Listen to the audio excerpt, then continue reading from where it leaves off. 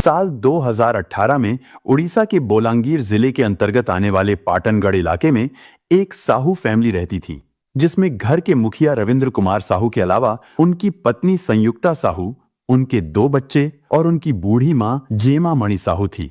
जहां रविंद्र कुमार साहू पाटनगढ़ में स्थित जवाहरलाल नेहरू कॉलेज के प्रोफेसर थे, तो वहीं उनकी पत्नी संयुक्ता साहू ज्योति विकास कॉलेज की प्रिंसिपल थी।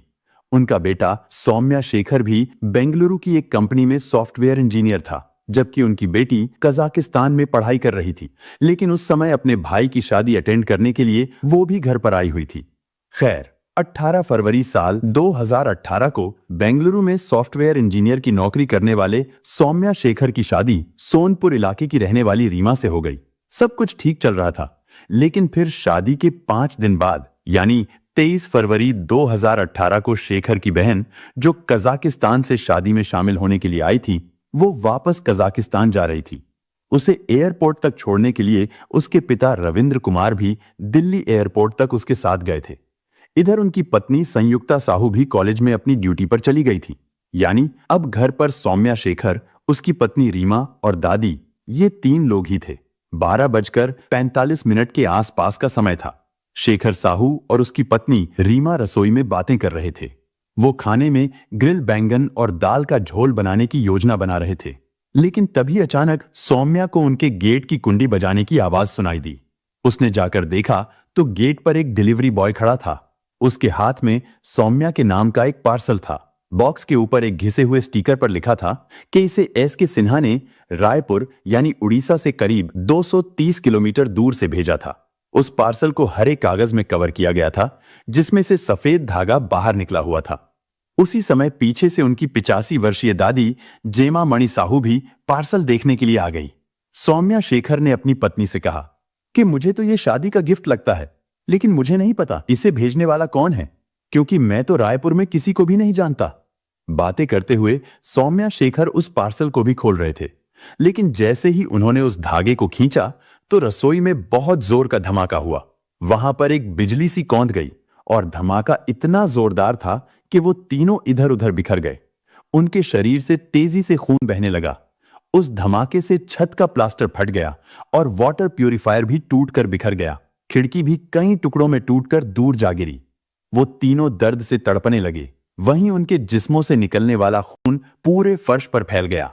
दादी जेमा मणि साहू आग की लपटों में घिर गई थी। सौम्या शेखर ने बेहोश होने से पहले कराहते हुए कहा कि मुझे बचाओ, मैं मर रहा हूं। ये वो आखिरी शब्द थे जो रीमा ने अपने पति को बोलते हुए सुना था। आग ने रीमा के चेहरे और बाह को भी जला दिया था। उसके फेफड़ों में धुआं भर गया था। वो सांस लेने के लिए छटपटाने लगी, क्योंकि मलबा रीमा की आंखों में भी भर गया था, जिससे उसकी नजर धुंधली होती चली जा रही थी। लेकिन इसके बावजूद भी रीमा ने हिम्मत नहीं हारी। वो रेंग रेंग कर बेडरूम तक पहुंचने में कामयाब हो गई। इसके बाद उसने ज्योति विकास कॉलेज में प्रिंसिपल पद पर तैनात अपनी सास को कॉल करने के लिए फोन उठाया, लेकिन कॉल करने से पहले ही वो बेहोश हो गई। इधर उनके पड़ोसी एक दूसरे से ये पूछते हुए दौड़ते चले आ रहे थे कि शायद उनके घर में गैस सिलेंडर फट गया है, मगर वहां का दृश्य देखकर पड़ोसियों की भी हालत खराब हो गई। इसके बाद पड़ोसियों ने तुरंत एम्बुलेंस नंबर पर फोन किया। परेशान हाल पड़ोसियों ने आनन फानन में उन तीनों घायलों को उठाकर बाहर खड़ी एम्बुलेंस में पहुंचाया, लेकिन सौम्या शेखर और दादी जेमा मणि साहू की हॉस्पिटल ले जाने के दौरान ही मृत्यु हो गई। असल में वो दोनों 90% जल गए थे, लेकिन रीमा करीब 40% जली थी। इसलिए उसे गवर्नमेंट हॉस्पिटल में एडमिट कराया गया। वहां के बर्न वार्ड में उसका इलाज शुरू कर दिया गया था, लेकिन उसकी हालत भी गंभीर बनी हुई थी। परिवार के सभी लोग प्रार्थना कर रहे थे। इधर सूचना मिलते ही पुलिस भी घटनास्थल पर पहुंचकर जांच में जुट गई थी। पुलिस ने जांच में पाया कि यह घटना गैस सिलेंडर विस्फोट के कारण नहीं हुई थी। इसलिए पुलिस ने बम स्क्वाड को भी घटनास्थल पर बुला लिया था। लेकिन जैसे ही बम स्क्वाड की टीम रसोई में एंटर हुई तो वो लोग तुरंत समझ गए थे कि यह बम विस्फोट था, क्योंकि उन्होंने रसोई से बारूद की गंध महसूस की थी। और अब पुलिस को भी यकीन हो गया था कि यह बम विस्फोट ही है, लेकिन उन्हें यह समझ नहीं आ रहा था कि आखिर उस घर में बम कैसे आया था। और जो 3 लोग इस बारे में जानते थे या कुछ बता सकते थे, उनमें से 2 लोगों यानी सौम्या शेखर और उसकी दादी की मौत हो चुकी थी, जबकि रीमा भी अभी बात करने की स्थिति में नहीं थी। इसलिए पुलिस रीमा की हालत के बेहतर होने का इंतजार करती है। क्योंकि पुलिस के पास इसके अलावा और कोई दूसरा रास्ता भी नहीं था। फिर एक सप्ताह बाद यानी 3 मार्च 2018 को रीमा की हालत में सुधार होने के बाद उससे थोड़ी पूछताछ की जाती है। रीमा ने पुलिस को उस समय केवल इतना ही बताया कि 23 फरवरी को दोपहर 12 बजे के आसपास उनके घर पर स्काई किंग कोरियर सर्विस से एक पार्सल आया था। इस बात का पता चलते ही पुलिस बिना समय गवाए तुरंत स्काई किंग कोरियर ऑफिस पर पहुंचती है और उस व्यक्ति के बारे में पता लगाती है जिसने वो पार्सल डिलीवर किया था। साथ ही यह भी पता करने की कोशिश की जाती है कि वो पार्सल किसने भेजा था। जांच के दौरान पता चलता है कि वो पार्सल किसी एसके सिन्हा नाम के व्यक्ति ने रायपुर से भेजा था। लेकिन जब पुलिस छानबीन करती है तो पता चलता है कि वो नाम और एड्रेस दोनों ही फर्जी हैं। और यहीं पर पुलिस से एक छोटी सी गलती हो जाती है। दरअसल पुलिस ने मीडिया को इस केस की जानकारी देते समय गलती से पार्सल भेजने वाले का नाम एसके सिन्हा के बजाय आरके शर्मा बता दिया था। लेकिन पुलिस की यह गलती भी आगे चलकर इस केस को सॉल्व करने में बहुत बड़ा सुराग बन जाता है। अब क्योंकि ये नाम कातिल का था, इसलिए ये गलत नाम मीडिया के जरिए आग की तरह पूरे उड़ीसा में फैल गया और पुलिस ने भी इस पर ध्यान नहीं दिया था। पुलिस इसी तरह जांच करती रही और जब उस स्काई किंग कोरियर ब्रांच का सीसीटीवी फुटेज चेक करने की कोशिश की गई तो पता चला वहां पर कोई सीसीटीवी कैमरा ही नहीं है। इसके बाद पुलिस ने शेखर साहू के दोस्तों और परिवार वालों से भी पूछताछ की। पुलिस ने शेखर के माता पिता से पूछा कि क्या उन्हें किसी पर शक है या फिर उनकी किसी से कोई रंजिश हो। इस पर शेखर की मां ने बताया कि हमारी किसी से कोई दुश्मनी नहीं है और ना ही हमें किसी पर शक है। लेकिन फिर संयुक्ता ने कहा कि जिस कॉलेज में मेरी ड्यूटी लगी है वहां पर एक अंग्रेजी के प्रोफेसर हैं जिसका नाम पुंजीलाल मेहर है, उसके साथ मेरी कहासुनी हुई थी। दरअसल पुंजीलाल मेहर काफी समय से उस कॉलेज का प्रिंसिपल था, लेकिन इस घटना से 5 महीने पहले उसे हटाकर शेखर साहू की मां संयुक्ता साहू को प्रिंसिपल बना दिया गया था। संयुक्ता साहू का कहना था कि हमारी किसी से ऐसी रंजिश तो नहीं है कि कोई हमें बम से मार डाले। संयुक्ता साहू की नजर में तो पुंजीलाल मेहर से हुई कहासुनी एक छोटी सी बात हो सकती थी, लेकिन पुलिस के लिए यह छोटी सी बात नहीं थी। इसलिए उन्होंने पुंजीलाल से पूछताछ करने का फैसला किया, लेकिन उससे पूछताछ करने पर पुलिस को कुछ खास नहीं मिला, जिसकी वजह से पुंजीलाल मेहर को छोड़ दिया गया। इसके बाद पुलिस को पता चला कि इस घटना के कुछ महीने पहले जब शेखर रीमा से फोन पर बात कर रहा था, तभी शेखर के फोन पर एक कॉल आई थी। शेखर ने रीमा को होल्ड करके कॉल उठाया तो दूसरी ओर से किसी अनजान व्यक्ति ने धमकी देते हुए कहा था कि तुम्हें रीमा से शादी नहीं करनी चाहिए और अगर तुमने उससे शादी की तो ये तुम्हारे लिए अच्छा नहीं होगा। इसके बाद फोन कट गया था। शेखर साहू ने यह बात रीमा को भी बताई थी, मगर रीमा को भी नहीं पता था कि आखिर कॉल करने वाला व्यक्ति कौन हो सकता था। लेकिन फिर कभी उस व्यक्ति ने दोबारा फोन नहीं किया था, इसलिए वो दोनों भी धीरे धीरे इस बात को भूल गए थे। क्योंकि पुलिस के लिए ये जानकारी काफी अहम थी, इसीलिए पुलिस ने उस नंबर का पता लगाया और फोन करने वाले व्यक्ति को भी ढूंढ निकाला। पूछताछ के दौरान पता चला कि वो व्यक्ति रीमा से एक तरफा प्यार करता था। उसने बताया कि मैंने ही शेखर को फोन पर धमकी दी थी क्योंकि मैं नहीं चाहता था कि वो रीमा से शादी करे, लेकिन मुझ में बम विस्फोट की योजना बनाने और किसी को कत्ल करने की हिम्मत नहीं है और ना ही मैंने ऐसा कुछ किया है। लेकिन पुलिस को उसकी इन बातों पर विश्वास नहीं हो रहा था, इसलिए पुलिस उससे सख्ती से पूछताछ करनी शुरू करती है, लेकिन वो बार बार यही बात कहता रहा कि मैं बेकसूर हूं। इसके बाद पुलिस ने उसका पॉलीग्राफ टेस्ट यानी लाइव डिटेक्टर टेस्ट भी किया, जिससे पता चला कि वो झूठ नहीं बोल रहा है। इसीलिए पुलिस ने उसे भी रिहा कर दिया। इसी तरह करते करते इस वारदात को 3 सप्ताह बीत चुके थे। पुलिस ने शेखर के दोस्त, परिवार, पड़ोसी और स्काई किंग कोरियर ऑफिस के डिलीवरी बॉय स्टाफ के अलावा 100 से भी ज्यादा लोगों से पूछताछ की, लेकिन कहीं से कोई सुराग नहीं मिला, जिसकी वजह से इस मामले की जांच वहीं की वहीं थी, क्योंकि अब पुलिस पर भी जांच को लेकर सवाल उठने लगे थे। इसके बाद उड़ीसा सरकार ने इस मामले की जांच क्राइम ब्रांच को सौंप दी। जैसे ही ये केस क्राइम ब्रांच को सौंपा गया तो क्राइम ब्रांच ने सभी संदिग्धों की जांच फिर से शुरू की। चूंकि उस कोरियर ऑफिस के अंदर और बाहर कोई सीसीटीवी नहीं था, इसलिए क्राइम ब्रांच पुलिस ने उस इलाके में लगे करीब 250 सीसीटीवी कैमरों को चेक किया, लेकिन फिर भी क्राइम ब्रांच पुलिस को कोई सुराग नहीं मिला।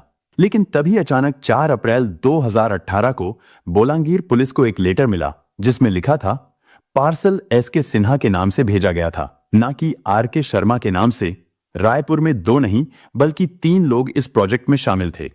इस विस्फोट का कारण सौम्या शेखर का विश्वासघात है, जिसने जान और करोड़ों रुपए लिए हैं। उस लेटर में एक और इंपॉर्टेंट लाइन लिखी गई थी कि प्लीज निर्दोष लोगों को संदेह में पकड़कर उनसे अनावश्यक सवाल पूछकर जांच के नाम पर लोगों को परेशान ना करें। इस लेटर को पढ़ने के बाद बोलांगीर पुलिस तुरंत उस लेटर की एक कॉपी निकलवाकर क्राइम ब्रांच के चीफ अरुण भौत्रा को भी भेज देते हैं।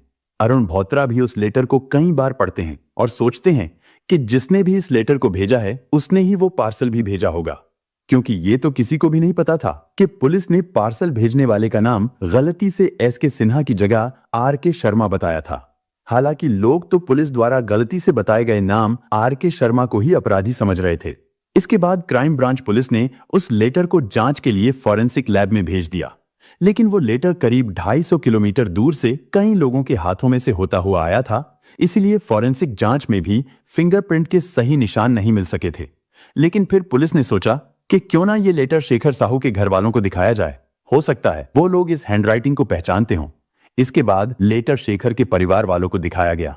पहले तो शेखर के घर वालों ने कहा कि उन्हें तो इस हैंडराइटिंग से किसी पर कोई शक नहीं है और उन्हें नहीं पता कि ये लेटर किसने भेजा होगा। लेकिन फिर अचानक शेखर की मां संयुक्ता साहू की नजर उस लेटर पर एक जगह ठहर गई, जिसकी वजह से उन्होंने लेटर को कई बार पढ़ा। असल में उन्हें अब एक व्यक्ति पर शक होने लगा था। ये व्यक्ति कोई और नहीं बल्कि प्रोफेसर पुंजीलाल मेहर ही था। हालांकि पहले पुलिस ने उसके खिलाफ सबूत ना मिलने के कारण उसे रिहा कर दिया था। शेखर की मां ने उसका नाम दोबारा इसलिए लिया था क्योंकि लेटर में एक शब्द अंडरटेकिंग द प्रोजेक्ट लिखा हुआ था। शेखर की मां संयुक्ता साहू का कहना था कि उन्होंने इस तरह के वर्ड अपने कॉलेज के प्रोफेसर पुंजीलाल मेहर को अक्सर बोलते हुए सुना और देखा था। लेकिन यहां पर फर्क केवल इतना सा था कि वो बातचीत के दौरान कंप्लीटिंग द प्रोजेक्ट का इस्तेमाल करते हैं, जबकि लेटर में अंडरटेकिंग द प्रोजेक्ट लिखा हुआ था। इन सब चीजों को देखते हुए ही पुंजीलाल मेहर को फिर से अरेस्ट कर लिया जाता है और इस बार उससे कड़ाई से पूछताछ की जाती है। पुंजीलाल मेहर पुलिस की सख्ती के आगे जल्दी ही टूट गया और फिर उसने इस वारदात के पीछे की एक ऐसी कहानी सुनाई जिसे सुनकर हर कोई हैरान रह गया। दरअसल साल 2009 में जब पुंजीलाल मेहर ज्योति विकास कॉलेज का प्रिंसिपल बना था तो उस समय संयुक्ता साहू उस कॉलेज में नहीं थी।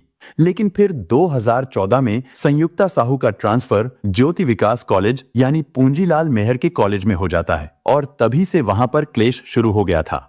क्योंकि संयुक्ता साहू पुंजीलाल मेहर से सीनियर थी तो इसलिए अब उस कॉलेज की प्रिंसिपल संयुक्ता साहू को ही होना चाहिए था। लेकिन पूंजीलाल अपनी कुर्सी छोड़ने को तैयार नहीं था, जिसकी वजह से संयुक्ता साहू और पूंजीलाल मेहर में विवाद होने लगा।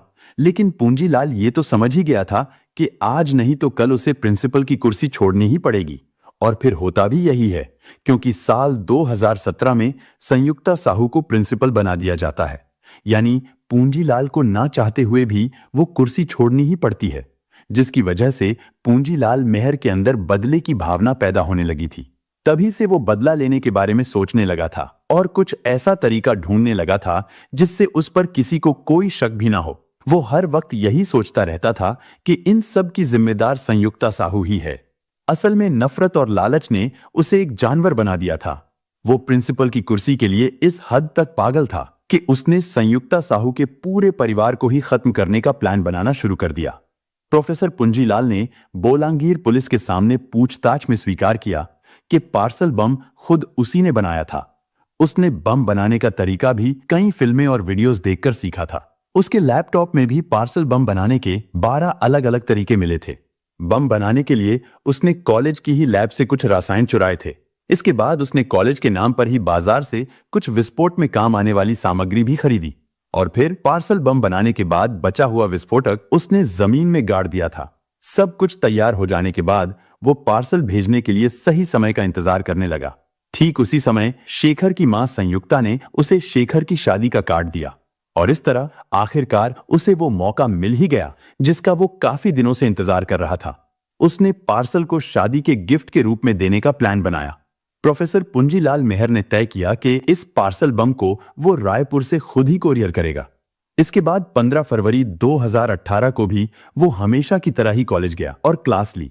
इसके बाद वो जल्दी जल्दी अपने घर पर आया, क्योंकि वो अच्छी तरह से जानता था कि फोन की लोकेशन ट्रेस की जा सकती है। इसलिए उसने अपना फोन घर पर ही छोड़ दिया।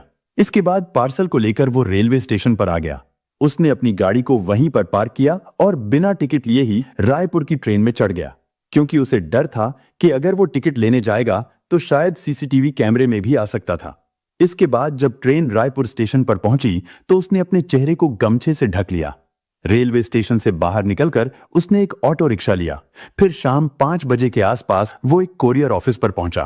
कोरियर ऑफिस के पास पहुंचकर उसने पार्सल और एड्रेस ऑटो ड्राइवर को दिया और उससे कहा कि ये पार्सल इस एड्रेस पर भेजना है। ऑटो ड्राइवर पूंजीलाल से पार्सल और एड्रेस लेकर चला गया, जबकि पूंजीलाल ऑटो में ही बैठा रहा। लेकिन जब ऑटो ड्राइवर ने अंदर जाकर कहा कि वो एक पार्सल भेजना चाहता है तो कोरियर वालों ने उससे पूछा कि इस पार्सल में क्या है, और जवाब ना जानने के कारण ऑटो ड्राइवर वापस आ गया। उसने पूंजीलाल से कहा कि वो लोग पूछ रहे हैं कि इस पार्सल में क्या है। इस बात से पूंजीलाल गुस्से में आ गया। वो पार्सल लेकर वहां से चला गया। इसके बाद पूंजीलाल ने थोड़ी दूर पैदल चलकर दूसरा ऑटो लिया और ड्राइवर से कहा कि उसे दूसरे कोरियर ऑफिस पर जाना है, और फिर वो स्काई किंग कोरियर ऑफिस पर आ गया। पूंजीलाल ने इधर उधर देखा तो उसे वहां पर कोई भी सीसीटीवी कैमरा नजर नहीं आ रहा था। इसलिए वो ऑटो से उतरा और अपने चेहरे से गमछा हटाकर जल्दी से ऑफिस के अंदर चला गया। उसने पार्सल भेजने के लिए दिया, लेकिन वहां पर भी यही पूछा गया कि इस पार्सल में क्या है। पूंजीलाल मेहर ने उन्हें बताया कि इस पार्सल में मिठाई है। लेकिन अजीब बात यह है कि कोरियर वालों ने भी उसका विश्वास कर लिया था। पार्सल को उसके फर्जी नाम एस.के. सिन्हा से बुक कर दिया गया और संयुक्ता साहू के घर में भेज दिया गया। पार्सल भेजने के बाद वो तुरंत ही अगली ट्रेन से वापस अपने घर आ गया। इसके बाद अगला दिन भी उसके लिए बिल्कुल ऐसा ही नॉर्मल था जैसे कुछ हुआ ही नहीं था। पूंजीलाल कॉलेज जाने लगा और उस पर किसी को शक ना हो, इसके लिए उसने शेखर की शादी में जाकर उन्हें लंबी उम्र की शुभकामनाएं भी दी थीं। इधर वो पार्सल 20 फरवरी को शेखर साहू के घर पर पहुंच गया था, लेकिन उस दिन उनके घर में रिसेप्शन पार्टी थी, इसलिए 20 फरवरी को पार्सल वापस लौट गया। और फिर 3 दिन बाद यानी 23 फरवरी 2018 को जब रीमा किचन में खाना बना रही थी, तभी वो पार्सल डिलीवर कर दिया गया था, जिसकी वजह से ये वारदात हुई थी। इसके बाद पूंजीलाल मेहर शेखर साहू के अंतिम संस्कार में भी शामिल हुआ था और इस तरह पूंजीलाल मेहर ने अपने अपराध को स्वीकार कर लिया था। उसके खिलाफ अब काफी सबूत थे, जिसमें कोरियर बिल की वो स्लिप जो शेखर के घर भेजी गई थी और एसपी को भेजा गया वो लेटर भी एक अहम सबूत था। इसके बाद पूंजीलाल के दिए गए बयान और सबूतों के आधार पर 24 अप्रैल 2018 को उड़ीसा क्राइम ब्रांच पुलिस ने पूंजीलाल मेहर के खिलाफ चार्जशीट तैयार करके उसे कोर्ट में पेश किया, जहां से उसे जेल भेज दिया गया। हालांकि ये मामला अभी भी कोर्ट में चल रहा है और पूंजीलाल मेहर भी फिलहाल जेल में है। इधर रीमा भी धीरे धीरे ठीक होती जा रही थी। वो हॉस्पिटल से अपने ससुराल आ गई थी। शादी के केवल 5 दिन बाद ही वो रीमा, जिसने अपने पति को खो दिया था, उसने कहा कि शेखर ही उसका पहला और आखिरी प्यार था। रीमा का कहना था कि वो दूसरी शादी नहीं करेगी। यानी सौम्या शेखर साहू के चले जाने के बाद अब रीमा शेखर साहू के माता पिता के साथ ही रहती है।